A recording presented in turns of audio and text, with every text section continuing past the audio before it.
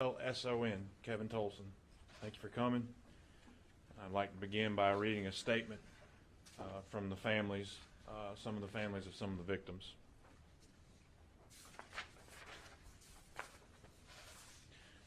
On behalf of the Leslie, Alexander, and Colbert clans, we would like to address the outpouring of heartbreak, shock, grief, and support from our family, friends, and community.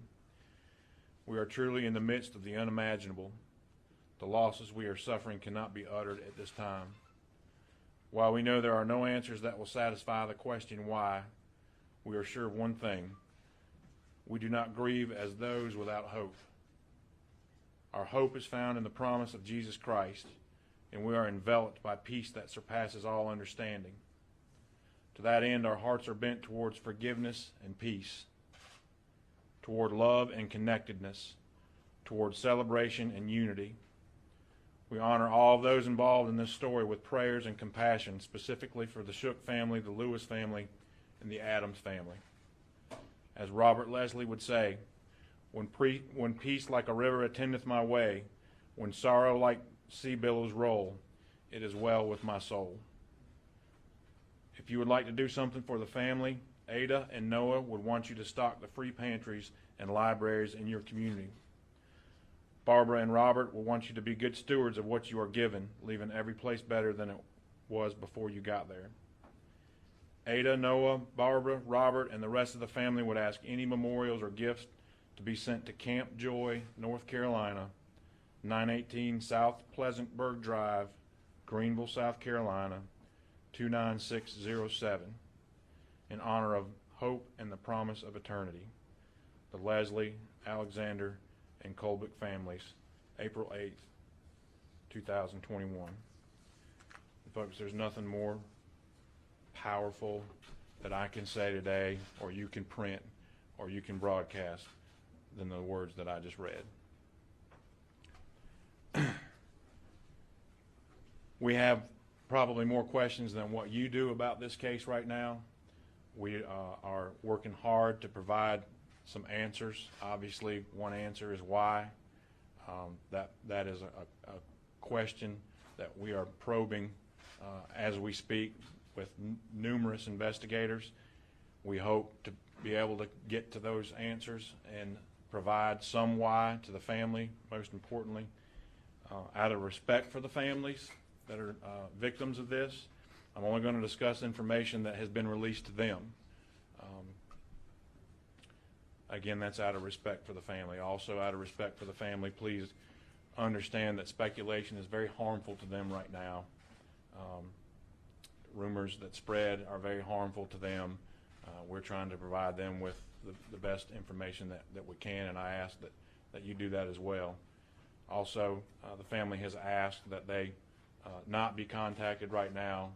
I would ask that the media please respect that, as they are in a tremendous amount of grief right now.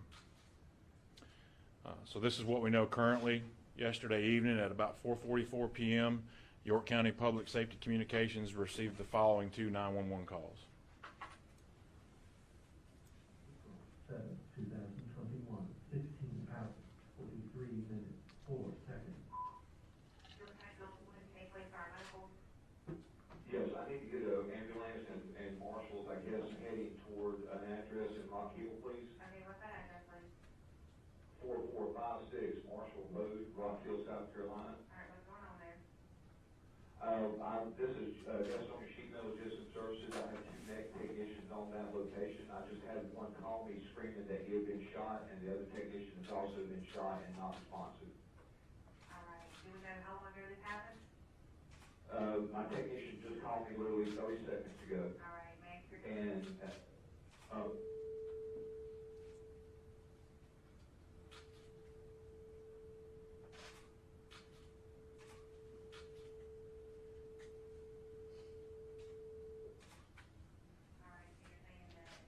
You're at the sheet metal place now?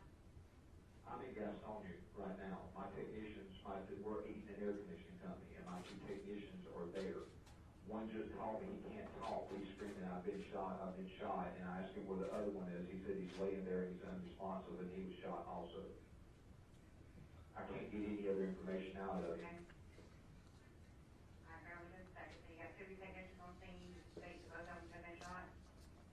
Yes. And you have no further information? No, I can't get him to, he's, I got it. one's down. You know what, person's name is that you had going out, that they were going to service? Dr. Robert Leslie.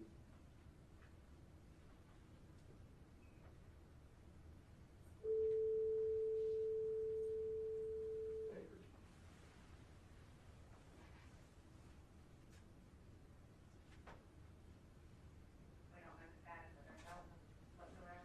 No, no, one is not moving, one is non-responsive, the other one is talking slurred, and I think he's been shot in the face or the head or something, because he can't talk. He just keeps saying, I've been shot, call 911, please call 911, and that's all he keeps saying.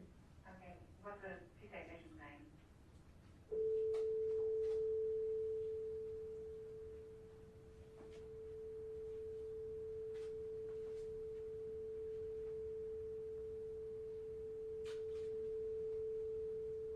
Yes.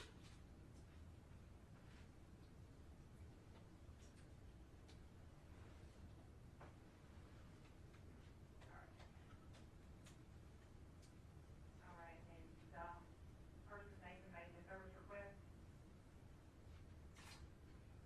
Dr. Robert Leslie.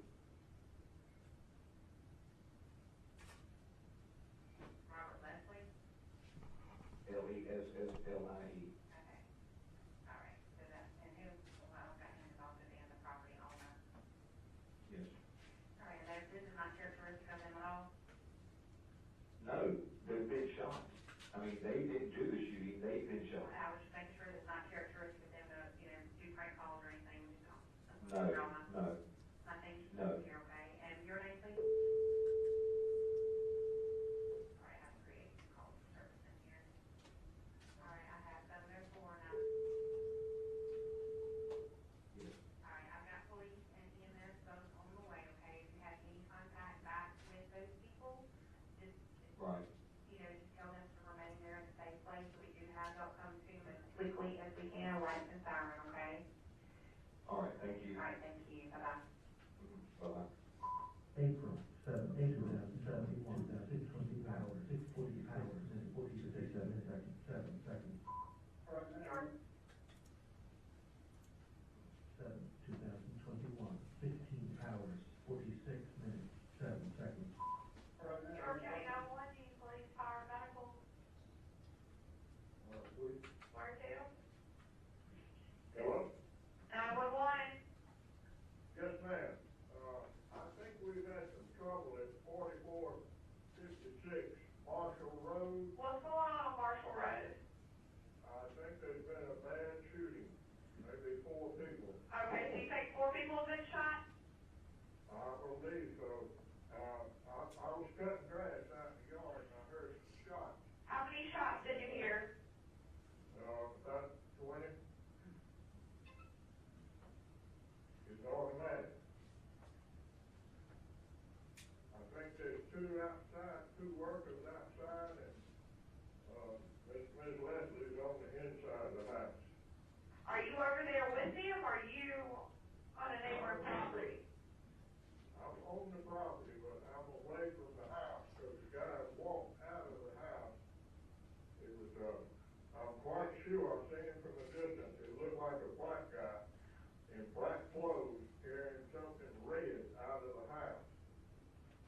And I'm on the other side of the property now.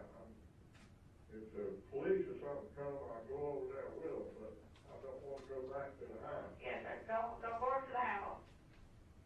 Okay?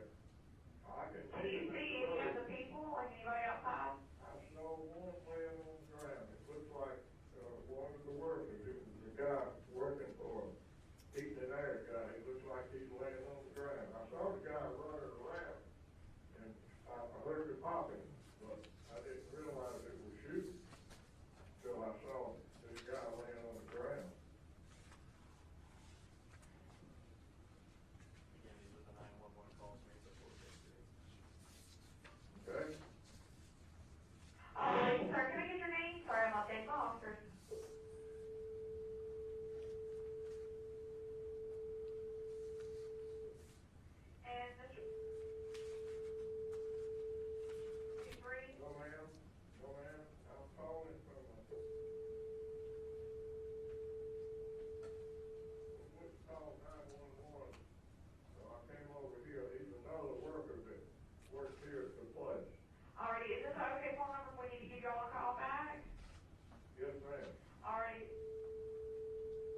called?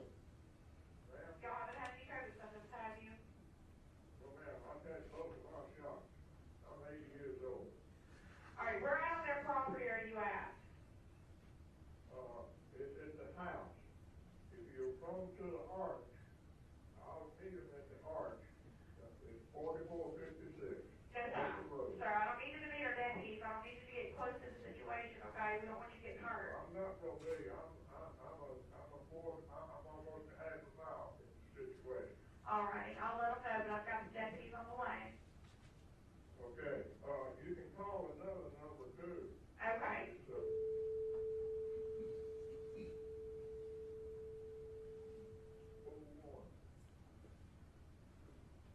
All right, thank you, sir. that's my telephone. Okay, All right, thank you. April seventh, 2000. So the long beeps that you heard were just redactions of names and phone numbers that we obviously didn't want to be out there in public. So our deputies, first deputies, arrived on the scene 8 minutes after that, those two 911 calls. It's a large area, and we began to assist the victims that we encountered. The first two victims, obviously, that we encountered were the two air conditioning techs who were outside the home in the driveway at their work vans. Then we immediately began to assemble a team to clear the house of Dr. Robert Leslie. Once we cleared the home, we found Dr. Robert Leslie and his wife Barbara and their two grandchildren in a room in the back of the house, all deceased with gunshot wounds. One living victim, one of the air conditioning techs, was transported from the scene to EMS, who could not make it to the area, by our deputies in a personally owned vehicle that was on the property, a truck. Shortly after arriving on scene, we requested our unmanned aerial system, or our drones, and also our K-9 unit immediately to respond, as well as the State Law Enforcement Division's helicopter for aerial support. Once the investigation began, we were able to develop Philip Adams as a suspect in this incident. We also learned that Mr. Adams lived close to where this incident took place, just down the road, about a quarter of a mile, maybe a little more. We were able later on in the evening to make contact with Mr. Adams' father, who lived with the suspect at the time. We were able to remove Mr. Adams and later Mrs. Adams from the home, as we had a search warrant for the home and for Philip Adams. At around 2:30 a.m., we confirmed that Mr. Philip Adams, that the suspect was deceased in a bedroom in the home. As I said before, and as Trent said, we're 22 hours into this investigation. We've gathered a lot of information. We have a lot more information to gather as to the why. Again, my two priorities here are, number one, to assure the citizens and the community in York County that an armed man who just shot 6 people is not on the loose. I assure the community that is the case. We feel like that we have the individual who is responsible for this and that he is deceased. My second priority is to the family's respect for their privacy and their grieving process. A little bit of information that I have about the suspect is that we issued several traffic citations by our traffic unit in February of 2021. Those were minor charges. And then he has some pending criminal charges from 2016 that occurred in Mecklenburg County, North Carolina. Information about those traffic citations are in your packets.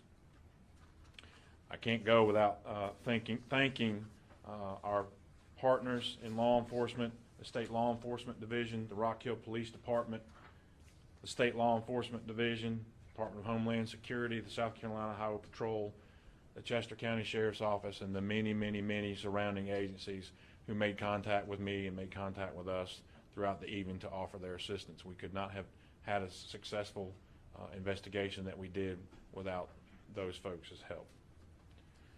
And at this time, I'll entertain some questions. Please be aware that there's not much more information that the family has been given or that we really know at this time. Sheriff, was Adams a patient of Dr. Leslie's? We have not been able to verify that. Did he shoot and kill himself? You said you guys found him Self-inflicted gunshot, we believe to be a self-inflicted gunshot wound. To my left is Coroner Sabrina Gast, and any questions that might be directed about the pathological situation or circumstances of Mr. Adams or death, cause of death can be directed to her, and behind her is our solicitor, Kevin Brackett, who was on scene last night as well. Andrew. Sheriff, I have a question. Can you talk about what evidence was found in the house of anything stolen or taken? And is it true that the suspect left a cell phone in the house at the crime scene? So we have not been able to determine that anything was taken from the Leslie's residence. And all I'm able to say right now is that we did recover evidence at the scene that linked Mr. Adams to that area definitively. If I may just follow up, I know other people have questions. Can you say definitively or generally how Mr. Adams was developed so quickly as a suspect so that you knew where you were going from there? By evidence that he left at the scene that we were able to immediately identify and connect him. Yes, sir. When you guys there to serve the warrant, had he already killed himself by then, or were you guys still trying to negotiate his surrender and then he pulled the trigger? So we did not hear any gunshots. We did try to negotiate and get him out of the room that he was in. We did not receive what we believe to be an adequate response. So that's speculative as to whether or not he had already shot himself or he shot himself as we were arriving or while we were on scene. We did not hear any gunshots once we arrived at that house. Did his parents believe that he was alive when they last time they saw him, or when they That is what was relayed to us at the time. Yes, sir. Were Yes. the parents aware of what happened? At the time, no. Yes, sir. Any indication of how he got into the home? Did he break in, or how did he get into that house? I will tell you, he forced entry. Yes, sir. Sheriff, we're hearing this is a situation where maybe he was cut off from medication, that he was a patient of the doctor. Is that anything you're looking into or can confirm? Can't confirm it, no indication of it, and that's certainly something we are looking into. But again, I think I was asked, the first question I was asked, was there a doctor-patient relationship? We have no indication right now that there was a doctor-patient relationship between Dr. Leslie and Philip Adams. Representative Ralph Norman told media outlets that that was the case and cited law enforcement, so you are not the law enforcement he would be citing? No, sir. No, ma'am. Yes, ma'am. This is actually for coroner for Sabrina. Yes, ma'am. I know that Adam died of self-inflicted gunshot wound. Can you tell us where on the body he shot himself? I'd prefer not to at this point. I think I've already told me. Oh, did you? Yeah. Okay, I'm sorry. It was a single gunshot wound to the head. Can you talk about the condition of the living victim? Very critical. That was the last report that we had this morning.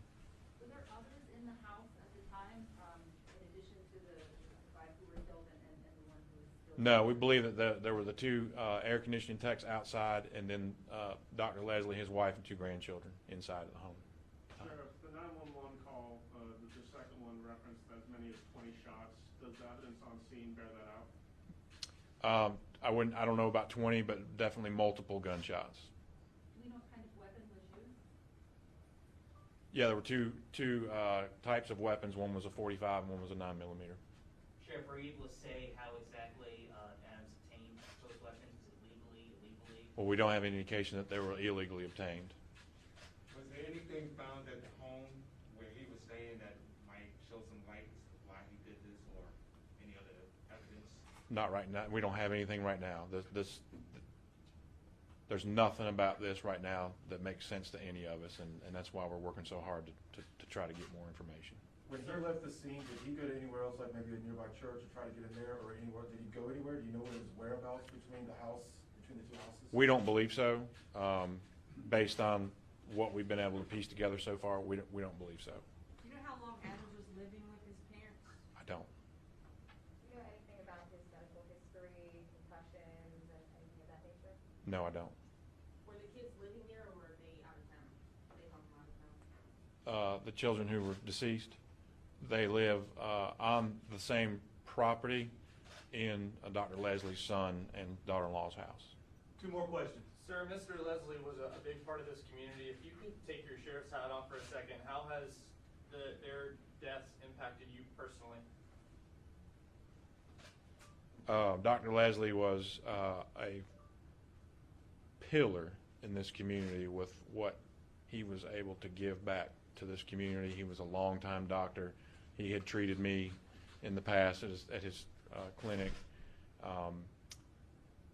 He was very involved in law enforcement with providing space for the SANE nurses to do sexual assault exams on sexual assault victims. I was very involved in that. And so, you know, we tend to eulogize and canonize folks, and it kind of waters it down, but I would not want to water down anything that Dr. Leslie did or meant for this community. He knew everyone. He treated everyone with respect. And if you reflect on the family statement, that is the type of family that Dr. Leslie raised, because that's the type of man that he was. Last question. How does the investigation go from here? What's next for you guys as y'all continue this? Well, we've been back out to the scene today to try to look in more daylight and really why. Our next, you know, if we can succeed in that, in answering some why questions, that will certainly relieve the minds of the families that have been affected and put some closure for us to this investigation. And if you look behind you, many of the men and women who were involved with this yesterday and last night are here today. Some of them have not been to bed yet, and we continuously and tirelessly continue to work for the Shook family and for the Leslie family. And I would just ask that you keep those families in your prayers, as well as the Adams family. So with that, thank you. If you have not put your name on this list, do so before you leave. We're going to give you the copies of the 911 phone calls via email. They're small files, so it should come up in your email address box. And also, we'll have the citations that we gave to Mr. Adams back in February, just because some of you asked for those already. We can provide that, yes. We'll add the family statement to that. Yes, that's absolutely. Anything else? Make sure your name is on this list or you're not going to get it. Okay? Thank you all for being here, and thank you for your patience. Hey, Trent. I just wanted to introduce myself. I'm Brett Jensen. Okay.